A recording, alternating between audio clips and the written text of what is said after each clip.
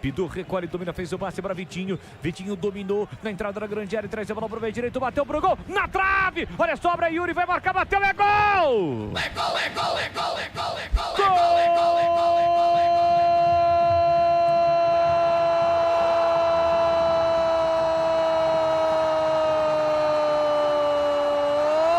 Do Corinthians!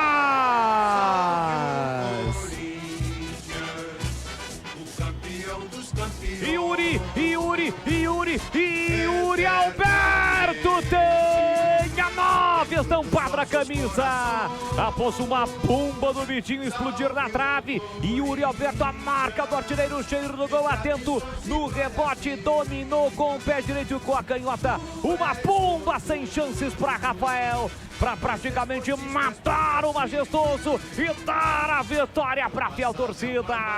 Yuri Alberto, o segundo dele, o terceiro do Timão. Gol importante para o Corinthians na reta final do jogo, para abrir vantagem no Clássico Majestoso. Por isso vibra, vibra, vibra, vibra, vibra a fiel torcida. Yuri Alberto é gol do Timão, explode a fiel em Itaquera, em todo o Brasil. Yuri Alberto é gol do Corinthians, faz reverência à fiel torcida. Yuri Alberto, o artilheiro do Corinthians, o artilheiro da noite, o artilheiro do Clássico Majestoso neste feriadão. Yuri Alberto, na marca de 43 minutos de bola rolando do segundo tempo. Solta o grito, grita comigo, fiel torcida. Tá registrado de novo em Itaquera. Yuri Alberto sai agora para ser ovacionado pela fiel torcida. O Corinthians faz 3-1. Não chora não, Rafael, a bola dorme no fundo da sua rede. E o detalhe do gol, Breno Beretta.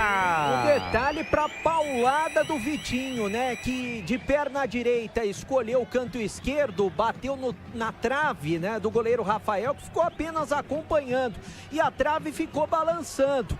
Na volta, a bola sobrou para o Yuri Alberto, que estava livre de marcação, quase que na pequena área. Ele só escolheu o canto, de perna esquerda chutou forte, canto direito do goleiro Rafael, deu pane na defesa do São Paulo. Todo mundo paralisado, olhando o Yuri Alberto fazer o segundo dele no jogo, terceiro do Corinthians e 10º do Yuri Alberto do campeonato.